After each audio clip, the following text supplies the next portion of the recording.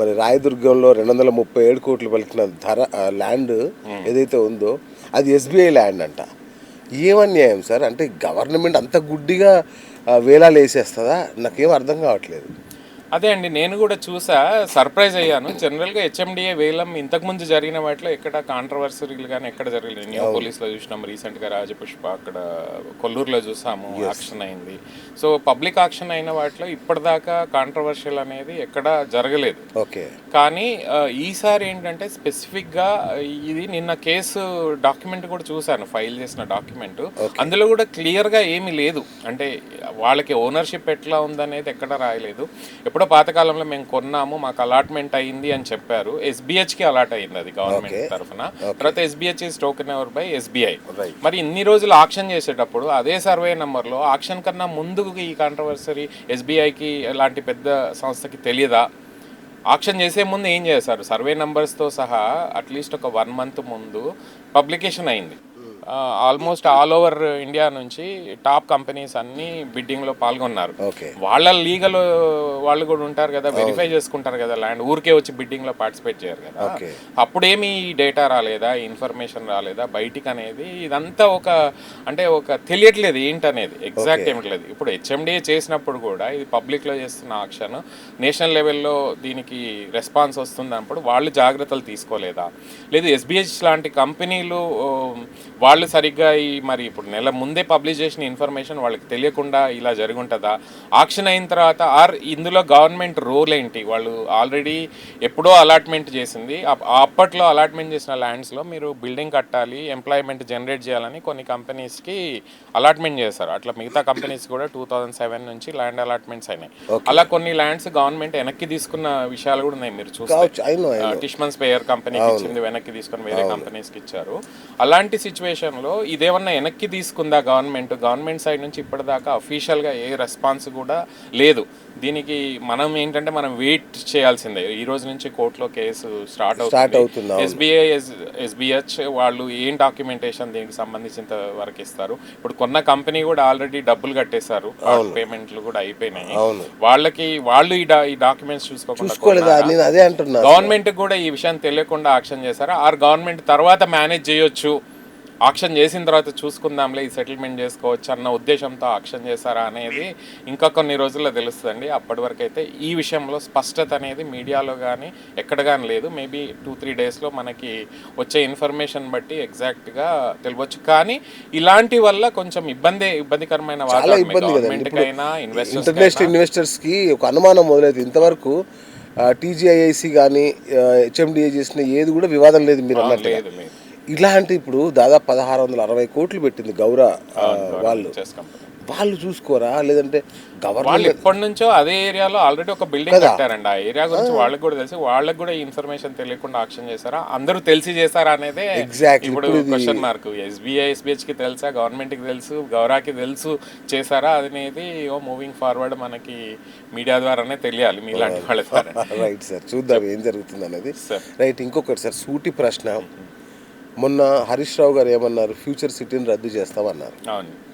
ఈ ప్రభుత్వమే చాలా దూకుడుగా ముందుకెళ్ళిపోతుంది. సో ఈ పద్ధతి కనుక చూస్తుంటే రేపు ఇది మరో అమరావతి అయ్యే అవకాశం ఉందా?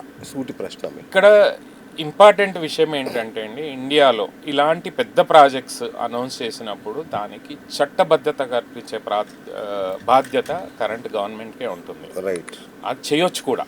ఓకే. అట్లా అని చెప్పి ఇప్పుడు ఒక గవర్నమెంట్ ఇనిషియేట్ చేసిన మేజర్ ప్రాజెక్టులు నెక్స్ట్ గవర్నమెంట్ క్యాన్సిల్ చేస్తామనేది ఒక రకంగా స్టేట్కి మంచిది కాదు, ప్రజలకి మంచిది కాదు, గవర్నమెంట్కి కూడా మంచిది కాదు.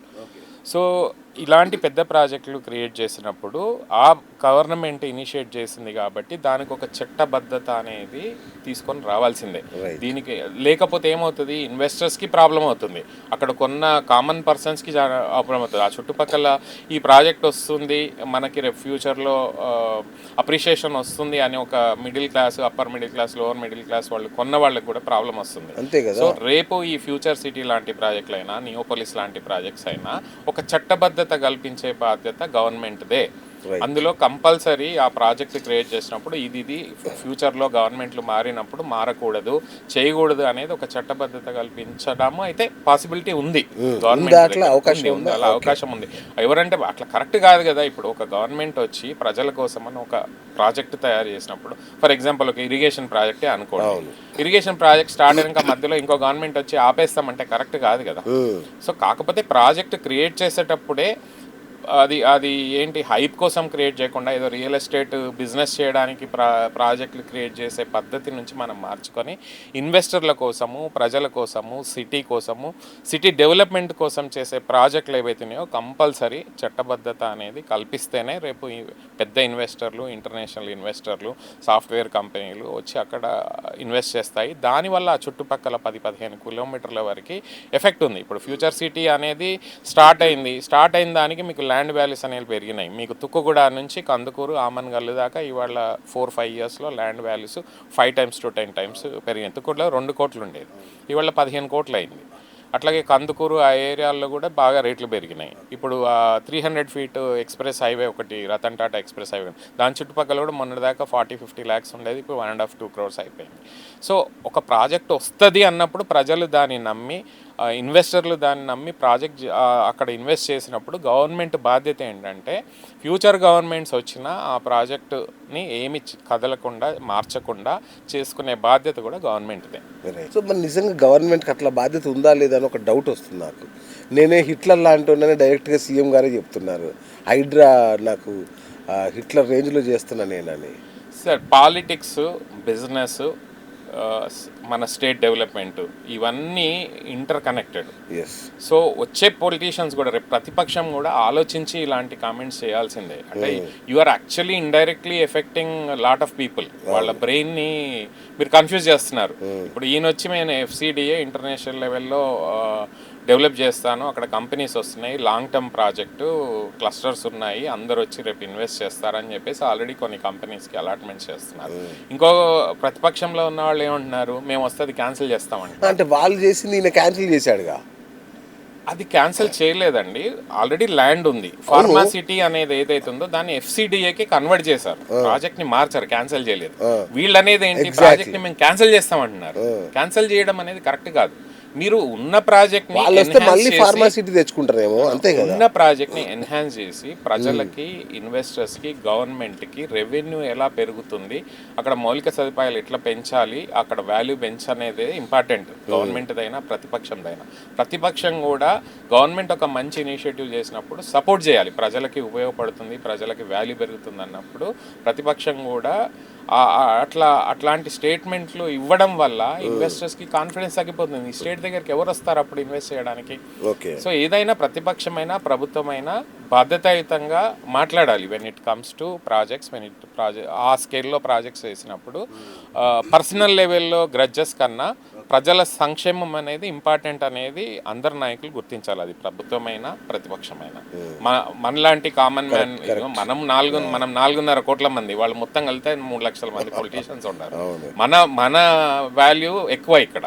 మన గురించి వాళ్ళు కష్టపడాలి, మనం ఎన్నుకున్న వాళ్ళు కాబట్టి మన సంక్షేమం గురించి, మన డెవలప్మెంట్ ఆలోచించాలి. కానీ వాళ్ళ పర్సనల్ లెవెల్లో, పర్సనల్ గ్రడ్జెస్లో ప్రాజెక్ట్స్ క్యాన్సిల్ చేయడము, ప్రాజెక్ట్స్ని చేంజ్ చేయడము, సంక్షేమ పథకాలని మార్చడం అనేది ఇప్పుడున్న కరెంట్ జనరేషన్లో కరెక్ట్ కాదు.